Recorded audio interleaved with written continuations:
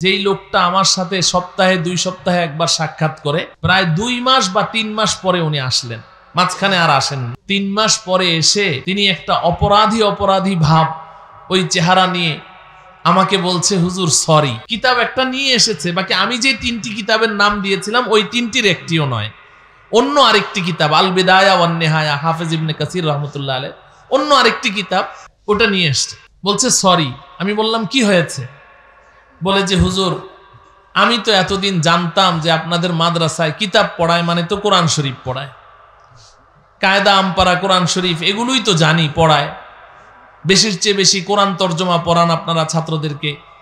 তো আপনি যেহেতু 3টা কিতাবের কথা বলেছেন, আমি ভাবলাম যে এক একটা কিতাবের দাম সর্বোচ্চ বেশি হইলে 1000 টাকা করে হবে, তো আমি 3000 টাকা নিয়ে গেছি বাংলা বাজার। আমি বলেছিলাম যে বাংলা বাজার, লাইব্রেরির নামও আমি বলে দিয়েছি। তো বলছে যে 3000 টাকা নিয়ে 3টা কিতাব কিনতে গেলাম, আর এক ভদ্রলোক আমার কাছে 10,000 টাকা পেত, ওই টাকাটাও আমার পকেটে ছিল। তা আমি যেই লাইব্রেরির কথা আপনি বলেছেন ওই লাইব্রেরিতে গিয়ে আমি এই কাগজটা, আপনার লেখা কাগজটা দিলাম লাইব্রেরির মালিকের হাতে, যে ভাই আমাকে এই 3টা কিতাব দাও। লাইব্রেরির মালিক ওই কাগজটা হাতে নিয়ে কিতাব 3টার নাম পড়ে সাথে সাথে আমাকে প্রশ্ন করলো, আপনার বাজেট কত? এখন তো আমার মেজাজটা গরম হয়ে গেল। আপনিও আমাকে জিজ্ঞাসা করলেন আপনার বাজেট কত, ওই লাইব্রেরিওয়ালাও আমাকে জিজ্ঞাসা করে আপনার বাজেট কত। মাথাটা হুজুর গরম হয়ে গেল।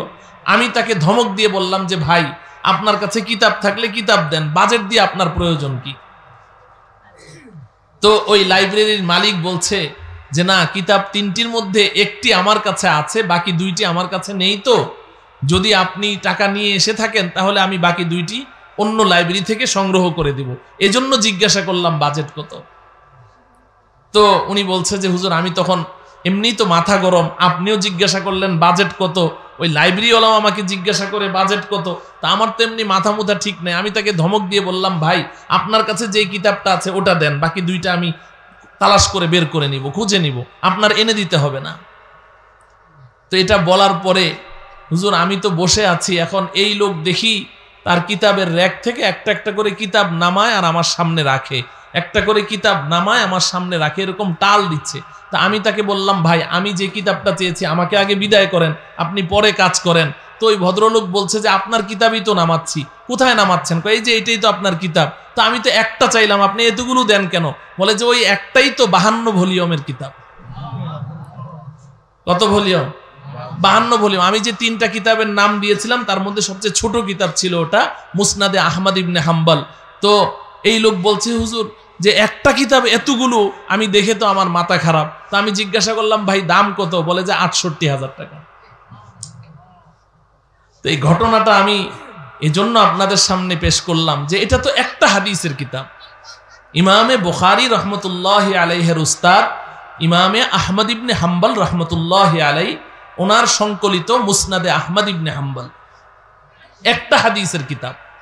তো এমন তো অসংখ্য হাদিসের কিতাব, অসংখ্য হাদিসের কিতাব রয়েছে, কিন্তু আমাদের এগুলো ধারণা নেই। তো এজন্য আমি বলছি যে আসলে আমাদের কওমি মাদ্রাসায় কি পড়ানো হয় এই সংক্ষিপ্ত মজলিসের মধ্যে তো বোঝানো সম্ভব না, কোনোভাবেই সম্ভব না।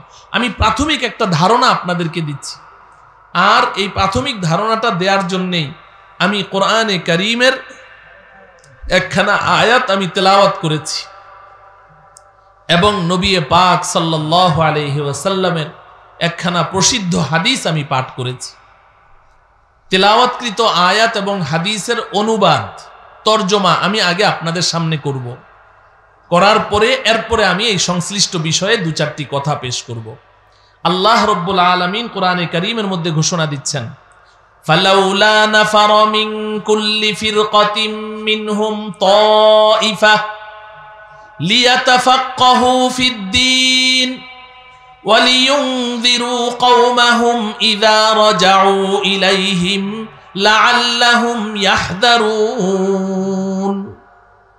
আল্লাহ রাব্বুল আলামিন বলেন, ফালাউলা নাফারা মিন কুল্লি ফিরকাতিন মিনহুম তাইফা, এই দুনিয়ার মানুষ তোমাদের প্রতিটি বস্তি, প্রতিটি মহল্লা, প্রতিটি এলাকা থেকে কিছু মানুষ কেন বের হয়ে যাচ্ছ না?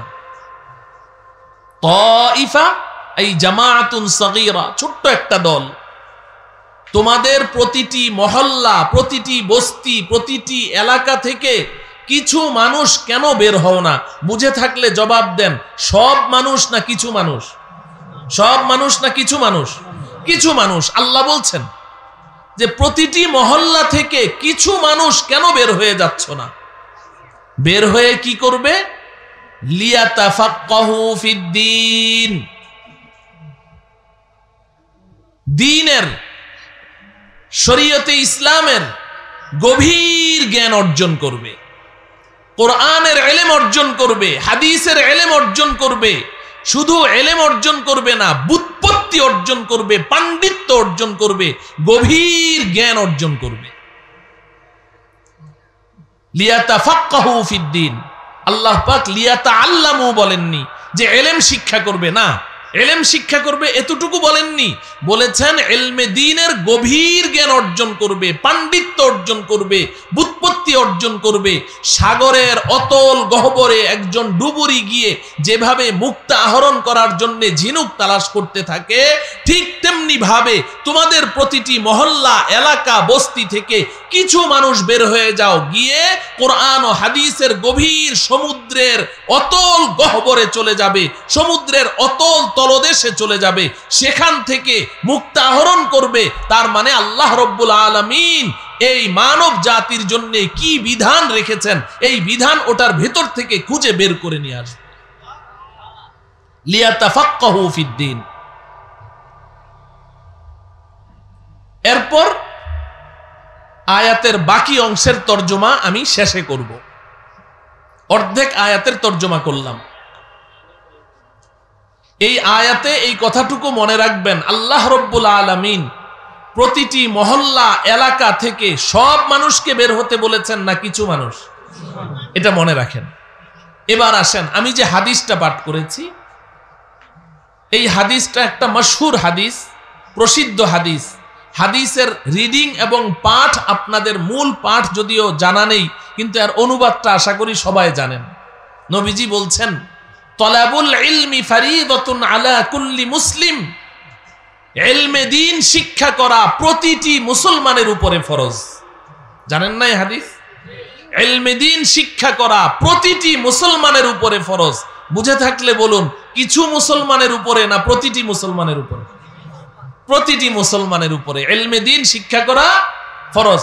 যদি আমার কথা গভীর মনোযোগ সহকারে শুনে থাকেন, এবার বলুন তো দেখি, কোরআনে কারিমে আল্লাহ রব্বুল আলামিন সমস্ত মুসলমানকে ঘর থেকে বের হতে বলেছেন না কিছু মুসলমান?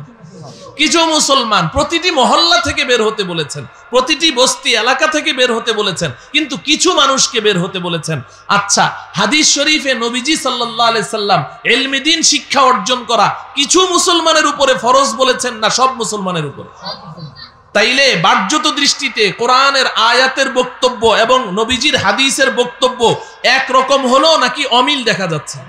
অমিল দেখা যাচ্ছে। মাশাআল্লাহ, এটা বুঝতে হবে। কোরআনের আয়াতের বক্তব্যে দেখা যাচ্ছে আল্লাহ পাক বলেন যে তোমরা প্রতিটি মহল্লা থেকে কিছু কিছু মানুষ বের হয়ে যাও এবং দ্বীনের গভীর জ্ঞান অর্জন করো। আর হাদিস শরীফে নবীজি বলছেন ইলমে দ্বীন শিক্ষা করা প্রত্যেকটা মুসলমানের উপরে ফরজ। তো এখন প্রশ্ন জাগে যে কোরআনের আয়াতের বক্তব্য আর হাদিসের বক্তব্য, তো এটার মধ্যে তো কন্ট্রাডিকশন মনে হচ্ছে, বৈপরীত্য মনে হচ্ছে। আল্লাহ বলেন কিছু মানুষ বের হও, নবীজি বলেন সব মুসলমানের উপরে ইলম শিক্ষা করা ফরজ। এখন এই বৈপরীত্যের নিরসন কি, এর সমাধান কি? এই সমাধানটুকু বুঝার জন্যই আমাদের কওমি মাদ্রাসায় কি পড়ানো হয় এটা বুঝতে হবে। এটা বুঝলে আয়াত এবং হাদিসের সমাধান সহজে বুঝে আসবে। এবার আসেন, আমি খুব সংক্ষেপে বলছি, আপনারা শিক্ষিত মানুষ, ইনশাআল্লাহ বুঝে যাবেন। কোরআন এবং হাদিসের ইলম কওমি মাদ্রাসা, দেওবন্দি মাদ্রাসাগুলোতে, সারা বিশ্বব্যাপী এই মাদ্রাসাগুলোতে আমরা যে কোরআন ও হাদিসের এই শিক্ষা দান এবং শিক্ষা গ্রহণের কার্যক্রম পরিচালিত করছি, এই কওমি মাদ্রাসায় যে ইলমে ওয়াহির শিক্ষা দেয়া হয়, এটা 3টি স্তরে শিক্ষা দেওয়া হয়। কয়টি স্তরে? 3টি স্তর। দ্বীনের ইলমে দ্বীনের প্রাথমিক স্তরের শিক্ষা। 1 নাম্বার হলো কি? প্রাথমিক স্তরের শিক্ষা। 2 নাম্বার হচ্ছে দ্বীনের মাধ্যমিক স্তরের শিক্ষা। 3 নাম্বার হলো উচ্চ স্তরের শিক্ষা। প্রাথমিক স্তরের শিক্ষা, মাধ্যমিক স্তরের শিক্ষা, উচ্চ স্তরের শিক্ষা। এবার বুঝেন প্রাথমিক স্তরের দ্বীনি শিক্ষা কাকে বলে। এই কথাটা আপনাদের সবাইকে বুঝতে হবে এবং এটাই আমার আজকে মূল উদ্দেশ্য। প্রাথমিক স্তরের দ্বীনি শিক্ষা কাকে বলে? প্রাথমিক স্তরের দ্বীনি শিক্ষা বলা হয় যে আমি একজন মুসলিম, আপনি একজন মুসলিম হতে পারেন, আপনি জেনারেল শিক্ষিত কিংবা অর্ধ শিক্ষিত কিংবা অশিক্ষিত, কিন্তু আপনি একজন মুসলিম, আমি একজন মুসলিম। একজন মুসলিম হিসেবে আমি আমার জীবনটা চালাতে চাই, ন্যূনতম একজন মুসলিম হিসেবে আমি বেঁচে থাকতে চাই, রাসূলের একজন খাঁটি প্রেমিক উম্মত হিসেবে, একজন ইমানদার মুসলমান হিসেবে আমার জীবনটা আমি পরিচালিত করতে চাই। এই একজন ন্যূনতম মুসলিম হিসেবে বেঁচে থাকতে হলে যতটুকু শিক্ষা না হলেই নয়, ওই অতটুকু শিক্ষাকে প্রাথমিক স্তরের দ্বীনি শিক্ষা বলা হয়। আমার কথা বুঝে আসে? অর্থাৎ যতটুকু শিক্ষা না থাকলে আমার ঈমান বাঁচে না। এক কথায়, যতটুকু শিক্ষা আমার মধ্যে না থাকলে আমার ঈমান টিকে না, আমার ইসলাম টিকে না। ন্যূনতম এতটুকু শিক্ষাকে প্রাথমিক স্তরের দ্বীনি শিক্ষা বলা হয়। উদাহরণ দিলে আরো সহজে বুঝবেন। আমি যদি একজন ইমানদার মুসলমান হিসেবে বাঁচতে চাই, কালিমায়ে তৈয়বাটা সহি শুদ্ধভাবে আমাকে জানতে হবে কিনা? নাকি কালিমায়ে তৈয়বা না জানলেও আমি ইমানদার মুসলমান? হ্যাঁ, তো তাইলে কালিমায়ে তৈয়বাটা সহি শুদ্ধভাবে উচ্চারণ করে পড়া এবং তার অর্থ বুঝা, এতটুকু ইলম আমার লাগবে কিনা? শুধু আমার একা লাগবে না, আপনারও লাগবে, নাকি প্রত্যেকটা মুসলমানের লাগবে? প্রত্যেকটা মুসলমান। যদি তুমি ইমানদার মুসলমান হিসেবে বাঁচতে চাও, তাহলে কালিমায়ে তৈয়বা সহি শুদ্ধভাবে পড়া, পঠন এবং এর অর্থ উপলব্ধি করে এটাকে বিশ্বাস করে তোমাকে এটা পাঠ করতে হবে। তাহলে এই ইলমটা সবার লাগবে না? কালিমায়ে শাহাদাত, আশহাদু আল্লা ইলাহা ইল্লাল্লাহু ওয়া আশহাদু আন্না মুহাম্মাদান আবদুহু ওয়া রাসূলুহু, এই কালিমায়ে শাহাদাত এটা আমাদের লাগবে না? মুসলমান হিসেবে বাঁচতে হলে এটা পড়তে জানতে হবে না? জানতে হবে। যদি আমি ইমানদার মুসলমান হিসেবে বাঁচতে চাই, তাহলে ঈমান কাকে বলে? কয়টা বিষয়ের উপরে মৌলিক সঠিক বিশ্বাস স্থাপন করাকে ঈমান বলে। হযরতে জিবরাইল আলাইহিস সালাম নবীজিকে প্রশ্ন করেছেন। হাদিসে জিবরাইল, প্রসিদ্ধ হাদিস, বুখারী মুসলিম সহ প্রত্যেকটা হাদিসের কিতাবের মধ্যে এই হাদিসটা আছে। হযরতে জিবরাইল আলাইহিস সালাম নবীজিকে প্রশ্ন করেছেন, মাল ঈমান, ঈমান কাকে বলে? প্রশ্ন কে করেছে? কাকে করেছে? নবীজিকে করেছে। নবীজি উত্তর দিলেন, আল ঈমানু আন তুমিনা বিল্লাহি ওয়া মালাইকাতিহি ওয়া কুতুবিহি ওয়া রুসুলিহি ওয়াল ইয়াউমিল আখিরি ওয়াল কদরি খাইরিহি ওয়া শাররিহি মিনাল্লাহি তাআলা ওয়াল বা'সি বা'দাল মাউত। নবীজি বললেন যে এই 7টি বিষয়ের উপরে তুমি সঠিক বিশ্বাস স্থাপন করবে, তবেই তুমি ঈমানদার। তো তাইলে এটাকে ঈমানে মুফাসসাল বলা হয়। কি বলা হয়? ঈমানে মুফাসসাল। এখানে মুরব্বীরা আছেন, ছোটবেলা আমরা যখন মক্তবে যেতাম, স্কুলে যাওয়ার আগে ফজরের নামাজের পরে কায়দা আমপারা বুকে নিয়ে মক্তবে যেতাম না? মক্তবে গেলে হুজুররা আমাদেরকে কায়দা পড়াতেন, আমপারা পড়াতেন, কোরআন শরীফ পড়াতেন, আমাদের এই পবিত্রতার মাসআলা, নামাজের মাসআলা, ওযু গোসলের মাসআলা এগুলো শিখাতেন। এগুলো শিখে এরপরে আমরা ঘরে আসতাম, এসে নাস্তা করে এরপরে স্কুলে যেতাম। ঠিক কিনা বলেন? ওই সময় তো স্কুল টাইমটাই এভাবে ছিল। মহল্লার প্রত্যেকটা স্কুল 9টার আগে কোনো স্কুল শুরু হতো না। সকালে আগে বাচ্চারা, মুসলিম সন্তানেরা, তারা আগে দ্বীন শিখবে, কোরআন শিখবে, এরপরে স্কুলে যাবে। এই ব্যবস্থাপনা ছিল। ও আমার প্রিয় ভাইয়েরা, দুঃখজনক হলেও সত্য, এখন তো স্কুল টাইম চেঞ্জ করে দেওয়া হয়েছে। আপনারা ভেবেছেন যে শিক্ষা ডেভেলপ করার জন্যে, শিক্ষা ডেভেলপ করার জন্যে, না না না, এটা ইহুদি খ্রিস্টানদের চক্রান্ত। ইহুদি খ্রিস্টানরা লক্ষ্য করে দেখেছে বাংলাদেশের মুসলমান এরা ডাক্তার হয়, ইঞ্জিনিয়ার হয়, পাইলট হয়, প্রফেসর হয়, আর্মি অফিসার হয়ে যায়, মাথা থেকে পাগড়ি সরে না, বুকের থেকে মেসওয়াক সরে না, তারা 5 ওয়াক্ত নামাজ ঠিকমতো আদায় করে তারা যখন প্রেসক্রিপশন করছে, আজান শুনলে মসজিদে ছুটে যায়, পাইলট বিমান চালায় মাথায় পাগড়ি দিয়ে। ব্যাপারটা কি? ইসলামকে এদের থেকে কেন দূরে সরানো যাচ্ছে না? ওরা গবেষণা করে দেখেছে, ওই যে সকালের সবাহি মক্তবগুলো, এই যে ছোটবেলায় তারা প্রাথমিক শিক্ষা, এই ওয়াহি ভিত্তিক শিক্ষা অর্জন করেছে, ফজরের পরে মক্তবে গিয়ে এই যে কায়দা আমপারা, কোরআন শরীফ আর দ্বীনি শিক্ষা অর্জন করেছে, যার কারণে এখন ডাক্তার, ইঞ্জিনিয়ার, প্রফেসর, পাইলট হওয়ার পরেও, জজ, ব্যারিস্টার হওয়ার পরেও তাদের থেকে ইসলামকে দূরে সরানো যাচ্ছে না। এই কারণে তারা অতি কৌশলে তারা স্কুল টাইম চেঞ্জ করে দিয়েছে। বড় আফসোস লাগে যখন ফজরের নামাজ পড়ার জন্য মসজিদের পানে রওনা হই, কোন কোনে শীত, শীতের মধ্যে শরীর কাঁপতে থাকে, ওই সময় ফজরের নামাজও এখনো হয়নি। ঘরের সামনে সামনে, বিল্ডিং এর সামনে সামনে বিভিন্ন কোচিং সেন্টার, বিভিন্ন ইংলিশ মিডিয়াম স্কুল, বিভিন্ন কেজি স্কুল, নার্সারি স্কুলের গাড়িগুলো দাঁড়িয়ে আছে। ছোট্ট ছোট্ট কোচি শিশুদেরকে বড় বড় ব্যাগ পিঠের মধ্যে তুলে গাড়িতে ভরছে ফজরের নামাজের আগে। কেন? যাতে করে মুসলিম সন্তানেরা দ্বীনি শিক্ষা অর্জন করতে না পারে। ও আমার প্রিয় ভাইয়েরা, এই কারণেই তো ডাক্তার, প্রফেসর, ইঞ্জিনিয়ার আর ভার্সিটিতে পড়াশোনা করলে কেন নাস্তিক হওয়া লাগবে? কেন নাস্তিক হওয়া লাগবে? আমাদের পূর্বপুরুষেরা তারা কি ভার্সিটিতে পড়েনি? তারা কি জেনারেল শিক্ষিত ছিল না? তারা তো নাস্তিক হতো না। এখন কেন নাস্তিক হচ্ছে? এর একমাত্র কারণ হলো তাদের প্রাথমিক শিক্ষা, দ্বীনি শিক্ষা দেয়া হয় নাই, কোরআনী শিক্ষার কাছে ধারেও তাদেরকে যেতে দেওয়া হয় নাই। এই কারণেই আজকে জেনারেল শিক্ষায় শিক্ষিত হলে বাবা মা বড় আতঙ্কের মধ্যে থাকে যে আমার সন্তানটা কখন বেঈমান হচ্ছে, কখন নাস্তিক হয়ে যাচ্ছে। বাবা মা সন্তানের ভয়ে রাতে ঘুমাতে পারে না, দ্বীনি শিক্ষা নাই। ও আমার প্রিয় ভাই, তাহলে এই ঈমানে মুফাসসাল মুরব্বীরা এখন সবাই চিনে। যদি বলি ঈমানে মুফাসসাল, আমানতু বিল্লাহি ওয়া মালাইকাতিহি ওয়া কুতুবিহি ওয়া রুসুলিহি ওয়াল ইয়াউমিল আখিরি ওয়াল কদরি খাইরিহি ওয়া শাররিহি মিনাল্লাহি তাআলা ওয়াল বা'সি বা'দাল মাউত। আমরা তো ঈমানে মুফাসসাল জানি, কিন্তু এখন যারা নাকি নওজোয়ান আছে, যুবকেরা আছে, এদেরকে জিজ্ঞাসা করেন, ওরা বলতে পারে না। কেন? কারণ ওরা তো এই শিক্ষাটা অর্জন করেনি, ওদেরকে তো মক্তবে যেতে দেয়া হয় নাই। তাইলে একজন ইমানদার মুসলমান হিসেবে বাঁচতে হলে আমাকে এই 7টি বিষয় জানতে হবে কি হবে না? আচ্ছা, আমি যদি একজন ইমানদার মুসলমান হিসেবে বাঁচতে চাই, নামাজ লাগবে কিনা? নাকি নামাজ ছাড়াও আমার ইমান বাঁচবে? তাহলে এখন যদি ইমানদার মুসলমান হিসেবে বাঁচতে হয়, আমাকে নামাজ পড়তে হবে। যদি নামাজ পড়তে হয়, তাহলে নামাজের আগে পবিত্রতা অর্জন করতে হয় কিনা? এখন পবিত্রতা অর্জন করতে গেলে পবিত্রতার মাসআলা জানতে হবে না? ছোট নাপাকি থেকে কিভাবে পবিত্র হতে হয়, বড় নাপাকি থেকে কিভাবে পবিত্র হতে হয়, অজু কি কি কারণে ভেঙে যায়, কি কি কারণে অজু ভাঙে, এটা জানতে হবে না? এখন আমার অজু ভেঙে গেছে, কিন্তু আমি জানি না যে অজু ভেঙে গেছে। তাহলে আমি তো নাপাক অবস্থায় নামাজ পড়লাম। তো অজু ভঙ্গের কারণ জানতে হবে, অজু করার পদ্ধতি জানতে হবে। কাপড় নাপাক হলে এই কাপড় পবিত্র করার পদ্ধতি জানতে হবে। যদি আমার রুমের ফ্লোরের মধ্যে যদি বাচ্চা পেশাব করে দেয়, এই ফ্লোরটা যদি মাটি হয় তাহলে কিভাবে পবিত্র করব? যদি এই ফ্লোরটা সিমেন্টের দ্বারা আস্তর করা হয়, এটা পবিত্র করার পদ্ধতি কি? আর যদি টাইলস হয়, এটা পবিত্র করার পদ্ধতি কি? এগুলো আমার জানতে হবে না? হ্যাঁ, না জানলে তো আমি নাপাক জায়গায় নামাজ পড়বো।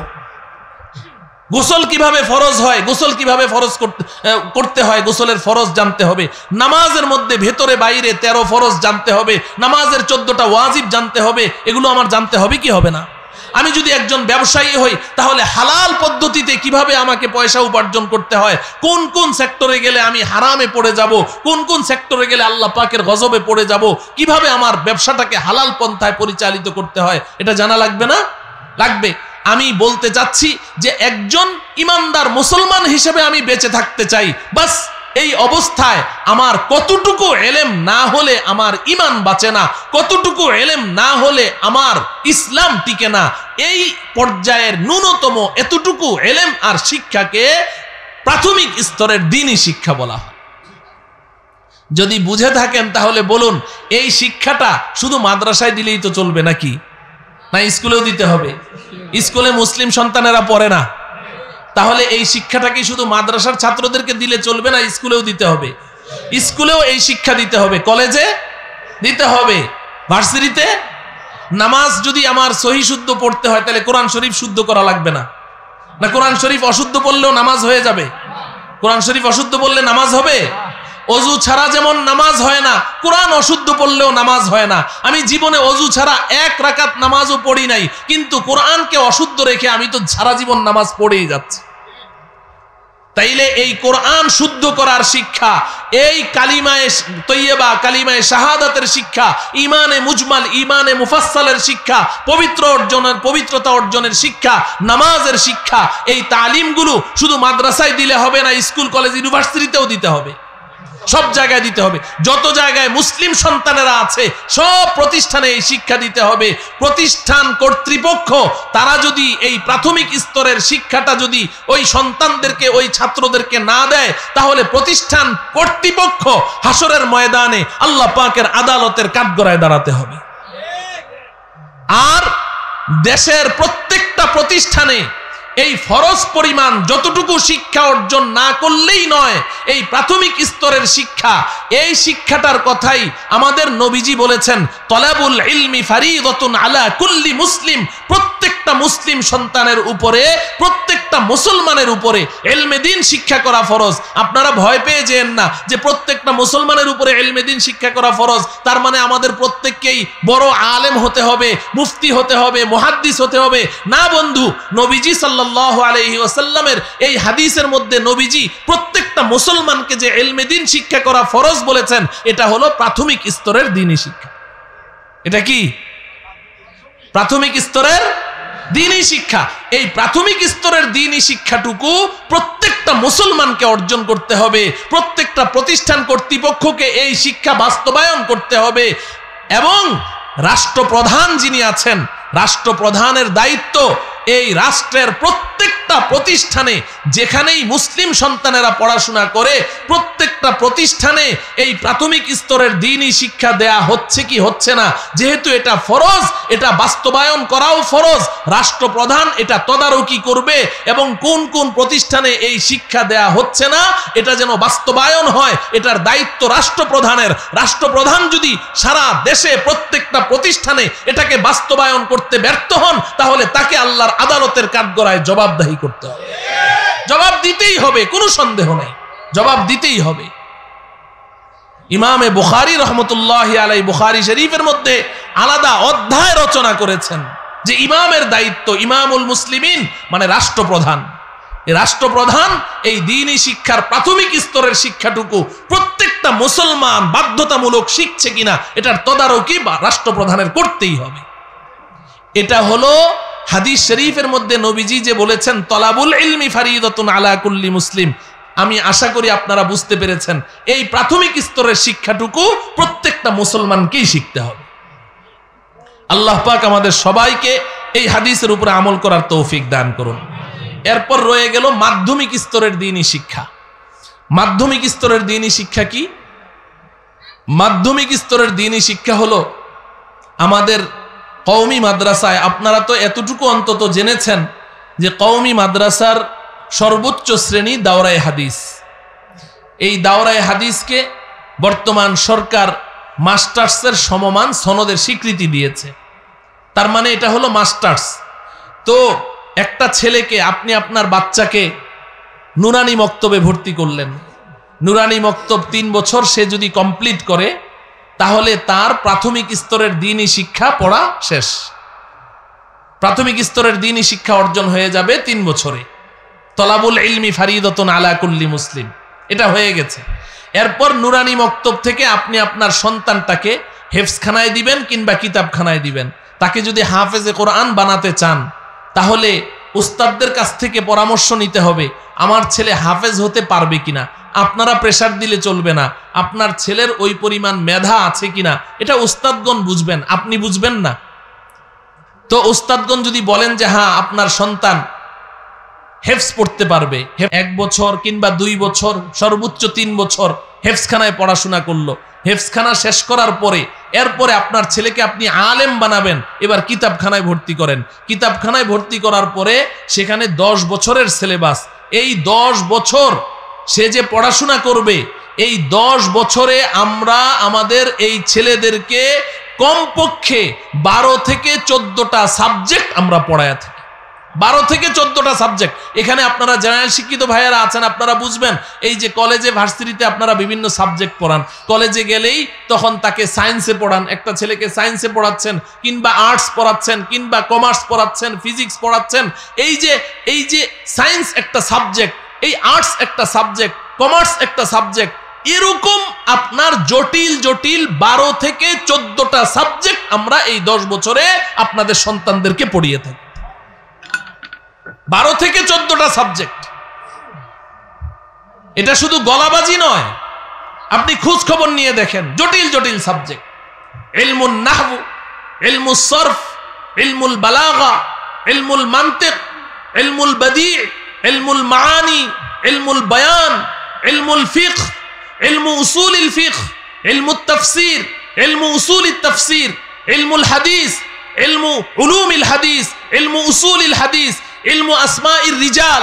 এইভাবে আপনি 12-14টা না, অনেকগুলো সাবজেক্ট তাদেরকে এরকম জটিল জটিল পড়ানো হয় এই 10 বছরে। এই 10 বছরে এই 12-14টা সাবজেক্ট পড়াতে গিয়ে অন্তত পক্ষে শখানিক কিতাবও তাদেরকে পড়াতে হয়। এই 10 বছরে যতগুলো কিতাব পড়ানো হয়েছে, এই কিতাবগুলো পড়ার পরে এই ছেলেটা এই পরিমাণ যোগ্যতা অর্জন করে যে তাকে যে কোনো কিতাবের মূল কিতাবটা, আরবি ভাষায় আপনারা জানেন, এই মূল হাদিসের কিতাব, তাফসিরের কিতাব, যে কোনো হাদিসের কিতাব, বুখারী, মুসলিম, তিরমিজি, নাসাই, ইবনে মাজাহ, আবু দাউদ, তহাবি এবং মুয়াত্তা ইমাম মালিক, মুয়াত্তা মুহাম্মদ সহ যতগুলো হাদিসের কিতাব পড়ানো হয়, এই সমস্ত কিতাব, যে কোনো কিতাব তার সামনে দেয়া হবে, মূল হাদিস দেখে, মূল রিডিং দেখে সে এটার ব্যাখ্যা করে দিতে পারবে। এতটুকু যোগ্যতা অর্জন করে, এটা হলো মাধ্যমিক স্তরের দ্বীনি শিক্ষা। এটা মাধ্যমিক স্তরের দ্বীনি শিক্ষা। এরপর দাওরায়ে হাদিস পাশ করার পরে আমরা এই দাওরায়ে হাদিস মাস্টার্স কমপ্লিটকারী ছাত্রগুলোকে আমরা নির্বাচন করি, ওখান থেকে বাছাই করে যারা খুব মেধাবী এবং মনোযোগী, কিতাব পড়তে ভালোবাসে, পছন্দ করে, কিতাবের পেছনেই সময় ব্যয় করে, এমন মেধাবী মনোযোগী ছাত্রদেরকে নির্বাচন করে এদেরকে আমরা বিভিন্ন সাবজেক্টের উপরে পিএইচডি কোর্স করিয়ে থাকি। পিএইচডি অফ ইসলামিক ল, ইসলামী আইনের উপরে পিএইচডি করানো হয়, 3 বছরের কোর্স। তাফসীর, ইলমুত তাফসীরের উপরে, কোরআনের তাফসীরের উপরে পিএইচডি কোর্স। উলুমুল হাদিসের উপরে পিএইচডি কোর্স। আত-তাখাসসুস ফিল আদাবিল আরবি, আরবি সাহিত্যের উপরে পিএইচডি কোর্স। আত-তাখাসসুস ফিত তারিখিল ইসলামী, ইসলামী ইতিহাসের উপরে পিএইচডি কোর্স। এরকম বিভিন্ন সাবজেক্টের উপরে এদেরকে পিএইচডি কোর্স করানো হয়। এই পিএইচডি কোর্স সম্পন্নকারী একটা ছেলের যোগ্যতা কি হয়? এই ছেলের যোগ্যতা হলো যে আমরা যারা প্রাথমিক স্তরের শিক্ষা অর্জন করেছি, এই যে আমার সামনে যারা বসে আছেন, যারা আমরা প্রাথমিক স্তরের দ্বীনি শিক্ষা অর্জন করেছি, কোন রকম ইসলাম টিকানোর জন্য, কোন রকম ঈমান বাঁচানোর জন্য শিক্ষা অর্জন করে এখন আমরা ব্যবসা বাণিজ্য, চাকরি বাকরি এবং বৈষয়িক বিভিন্ন ব্যাপার স্যাপার নিয়ে আমরা মশগুল হয়ে আছি। এখন আমাদের মধ্যে দৈনন্দিন নতুন নতুন কিছু সমস্যা দেখা দেয়, যেই সমস্যাগুলো নবী যুগে ছিল না, যেই সমস্যাগুলো সাহাবী যুগে ছিল না, এখন উম্মতের মধ্যে নতুন নতুন সমস্যা দেখা দিচ্ছে। এমন আছে না নাই? এই যে ব্যবসা দিন দিন এত ডেভেলপ করছে, এখন তো ছেলেরা, মেধাবী ছেলেরা ঘরে বসে বসে কম্পিউটার টিপে টিপেই মাসে 4 লাখ 5 লাখ টাকা কামাই করতেছে। ব্যবসা বিভিন্ন পলিসি চেঞ্জ করে করে বৈদেশিকরা, ইহুদি খ্রিস্টানরা বিভিন্ন পলিসি চেঞ্জ করে আমাদের মাঝে এগুলো ঢুকিয়ে দিচ্ছে, হালাল হারাম মিশিয়ে। এই যে MLM marketing system, multi level marketing system, এই এমএলএম সিস্টেমের ব্যবসা, এটা কি জিনিস? হঠাৎ করে ঢুকলো, রাতারাতি বড় লোক। ডেস্টিনি আসলো, ডেস্টিনি রাতারাতি বড় লোক, মানুষ জমি জমা সব বিক্রি করে ওখানে কি করে? ইনভেস্ট করছে। ট্রি প্লান্টেশন, গাছ লাগায়, গাছ বড় হয়, কোটি টাকার মালিক হয়ে যায়। গাছ যে কোন জায়গায় লাগাইলো, জমিনে না আসমানে না আরশে আজিমে, সে জীবনে চোখেও দেখলো না। এই যে বিভিন্ন ধরনের আপনার ব্যবসায়ী পলিসিগুলো চেঞ্জ হচ্ছে আর আসছে। এখন এই ব্যবসাটা কি শরীয়ত সম্মত ব্যবসা, নাকি এটা কোরআন হাদিস বিরোধী ব্যবসা? এটা কি হালাল ব্যবসা না হারাম ব্যবসা? এটা সমাধানের দরকার আছে না নাই? হ্যাঁ, ইভিলি কয়দিন আগে গেল, ইভিলি, হায়রে ইভিলি, হ্যাঁ, লক্ষ লক্ষ টাকা মানুষ এটার মধ্যে ইনভেস্ট করছে। এখন গেল কোথায়?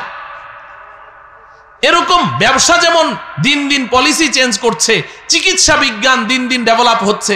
এখন মানুষ মারা যায়, কিডনি দুইটা ড্যামেজ হয়ে গেছে, এখন একজনের শরীর থেকে কিডনি একটা নিয়ে তার শরীরের মধ্যে ট্রান্সফার করলো, সে বেঁচে গেল। এখন এই কিডনিটা একজনের শরীর থেকে আরেকজনের শরীরে স্থাপন করা, এটা শরীয়ত সম্মত কিনা এটা জানা লাগবে না? নবীজির যুগে কি এই সিস্টেম ছিল? কিডনি ট্রান্সফারের সিস্টেম ছিল? সাহাবায়ে কেরামের যুগে ছিল? তাহলে এটা একটা আধুনিক মাসআলা কিনা? কথা বলে না। আবার অনেকেই এই মরণোত্তর চক্ষু দান, মরার আগে চক্ষু দান করে দিয়ে যায়, মনে হয় যেন এটা ওর বাপদাদার সম্পদ। তো এখন এই যে চোখটা যে তুমি দিয়ে গেলা, এটা শরীয়ত সম্মত কিনা জানা লাগবে না? হ্যাঁ। এরপরে আমি আমার শরীর থেকে ব্লাড ট্রান্সফার করছি আরেকজনের শরীরে, এটা শরীয়ত সম্মত মাসআলা জানা লাগবে না? ইদানিং তো যত হাইফাই এলাকা, যত অভিজাত এলাকা, গুলশানে যান, বনানীতে যান, উত্তরায় যান, যত হাইফাই এলাকায় যাবেন অত মসজিদে চেয়ারের সংখ্যা বেশি। কথা বলে না। গরিব এলাকায় চেয়ার নাই মসজিদে, কারণ চেয়ারে নামাজ এটা গরিবদের নামাজ না, এটা এখন কি হয়ে গেছে? বড় লোকি নামাজ। মনে কষ্ট নিয়েন না, গত 20 বছর আগে চেয়ারে বসে কাউকে নামাজ পড়তে দেখেছেন? মুরব্বীরা তো এখানে আছেন, দেখেছেন? তাহলে হঠাৎ করে যে চেয়ারে বসে নামাজ পড়া শুরু করলেন, এটার কোনো মাসআলা শরীয়তের দরকার নাই। কথা বলে না। তো আমার প্রিয় ভাইয়েরা, এই জাতীয় শত শত আধুনিক মাসাইল আমাদের সামনে আসছে, এগুলোর সমাধান কে দিবে? এখন কি জিবরিল আলাইহিস সালাম, জিবরাইল নাজিল হবে? কোন নবী আসবে? তাহলে এই সমাধানগুলো কারা দিবে? ওই যে দাওরায়ে হাদিসের পরে পিএইচডি কোর্স সম্পন্ন করছে যে ছেলেগুলো, এই ছেলেগুলো কোরআন ও হাদিসের এই পরিমাণ যোগ্যতা অর্জন করছে যে উম্মতের মধ্যে যখনই কোনো ধরনের নতুন সমস্যা দেখা দিবে, তারা কোরআন ও হাদিস রিসার্চ করে করে কোরআন ও হাদিস থেকে এই সমাধান বের করে উম্মতকে এই সমাধান দিয়ে দিবে। এটা হচ্ছে উচ্চ স্তরের দ্বীনি শিক্ষা। এবার আসেন, আমি যে কোরআনের আয়াত তেলাওয়াত করেছি, এই আয়াতের তরজমা করে আমার আলোচনা শেষ করে দিচ্ছি। কোরআনে কারিমে আল্লাহ কি বলেছেন? ফালাউলা নাফারা মিন কুল্লি ফিরকাতিম মিনহুম তাইফা। তোমাদের প্রত্যেকটা বস্তি, প্রত্যেকটা মহল্লা, প্রত্যেকটা এলাকা থেকে কিছু মানুষ কেন বের হয়ে যায় না? না সব মানুষ? কিছু মানুষ কেন বের হচ্ছ না? এই কিছু মানুষ বের হয়ে কি করবে? লিয়াতাফাক্কাহু ফিদ্দীন, দ্বীনের গভীর জ্ঞান অর্জন করবে, ব্যুৎপত্তি অর্জন করবে, পাণ্ডিত্য অর্জন করবে। তার মানে কি? এই যে পিএইচডি করবে, তারা দ্বীনের গভীর জ্ঞান অর্জন করবে। এটা সবার পক্ষে সম্ভব না, এটা একেবারেই আল্লাহ পাকের পক্ষ থেকে নির্বাচিত কিছু বান্দাদেরকে আল্লাহ দান করেন। নবীজি হাদিস শরীফের মধ্যে বলেছেন, মান ইউরিদিল্লাহু বিহি খায়রান ইউফাক্কিহু ফিদ্দীন। আল্লাহ পাক তার যেই বান্দা বা যেই বান্দির সমুদয় কল্যাণ কামনা করেন, তাকেই দ্বীনের গভীর জ্ঞান দান করেন। এই গভীর জ্ঞান অর্জনের জন্য কিছু কিছু মানুষ প্রত্যেক মহল্লা থেকে বের হও, তারা এই কোরআন ও হাদিসের গভীর জ্ঞান অর্জন করবে। এটা হচ্ছে ওই দ্বীনি শিক্ষার উচ্চ স্তরের দ্বীনি শিক্ষা অর্জন করবে। তাইলে উচ্চ স্তরের দ্বীনি শিক্ষা কি সবাই অর্জন করবে না কিছু মানুষ? কিছু মানুষ। আর প্রাথমিক স্তরের দ্বীনি শিক্ষা কিছু মানুষ অর্জন করবে না সবাই? এই বাস। হাদিস শরীফের মধ্যে নবীজি প্রাথমিক স্তরের দ্বীনি শিক্ষার কথা বলেছেন, আর কোরআনে কারিমে আল্লাহ পাক উচ্চ স্তরের দ্বীনি শিক্ষার কথা বলেছেন। কথা বুঝে আসলো? কোরআন ও হাদিসের মধ্যে এখন আর কোনো কন্ট্রাডিকশন আছে? আর কোনো কন্ট্রাডিকশন নাই। এবার আসেন ওই আয়াতের পরের যে দুইটা টুকরা আমি রেখে দিয়েছি, বললাম যে অনুবাদ করিনি। এখন যেই মানুষগুলোকে আল্লাহ পাক বের হতে বলেছেন, বের হয়ে কোরআন ও হাদিসের গভীর জ্ঞান অর্জন করেছো, এখন তোমার কাজটা কি? তুমি তো গভীর জ্ঞান অর্জন করেছো, এখন করবেটা কি? আল্লাহ পাক বলেন, ওয়ালিয়ুনযিরু কওমাহুম ইযা রাজাউ ইলাইহিম লাআল্লাহুম ইয়াহযারুন। এবার তুমি তোমার নিজ নিজ এলাকায় ফিরে আসো। কোরআন ও হাদিসের গভীর জ্ঞান অর্জন করেছো, এবার তোমার নিজের এলাকায় ফিরে আসো। তুমি যেই এলাকা থেকে গিয়েছো, এই এলাকার মানুষগুলো যারা প্রাথমিক স্তরের দ্বীনি শিক্ষা অর্জন করে তাদের ইসলামটাকে টিকিয়ে রেখেছে, কোনো রকম ঈমানটা কোনো রকম বাঁচিয়ে রেখেছে, এদের মধ্যে এখন যে সমস্ত নতুন নতুন সমাধানগুলো সৃষ্টি হচ্ছে, সমস্যাগুলো সৃষ্টি হচ্ছে, এই সমস্যাগুলোর সমাধান এখন তোমাকে দিতে হবে। ওয়ালিয়ুনযিরু কওমাহুম, তুমি যেই শিক্ষা অর্জন করেছো, কোরআন ও হাদিসের গভীর জ্ঞান অর্জন করেছো, এই অনুযায়ী তুমি তোমার এলাকার মানুষগুলোকে পরিচালিত করো। লাআল্লাহুম ইয়াহযারুন, আশা করা যায় তোমার এলাকার মানুষগুলো যদি তোমার ডিরেকশন অনুযায়ী তাদের জীবনটা পরিচালিত করে, তো আমি আল্লাহ তাদেরকেও জাহান্নামের আযাব থেকে মুক্তি দিয়ে দেব। এই জন্য ভাই, আমাদের কাজ আল্লাহ পাক ভাগ করে দিয়েছেন। যারা হক্কানি রব্বানি উলামায়ে কেরাম, যাদেরকে দ্বীনের গভীর জ্ঞান দান করা হয়েছে, তাদের দায়িত্ব হলো আমানতদারিতার সাথে কোনো দলের দালালি না করে, কোনো ভীতি প্রদর্শনকারীর ভয়ে প্রভাবিত না হয়ে, কোনো লোভে না পড়ে, কোনো প্রান্তিকতার শিকার না হয়ে আমানতদারিতার সাথে কোরআন ও সুন্নাহ অনুযায়ী মানুষকে পরিচালিত করা। এটা হচ্ছে হক্কানি রব্বানি উলামায়ে কেরামের দায়িত্ব।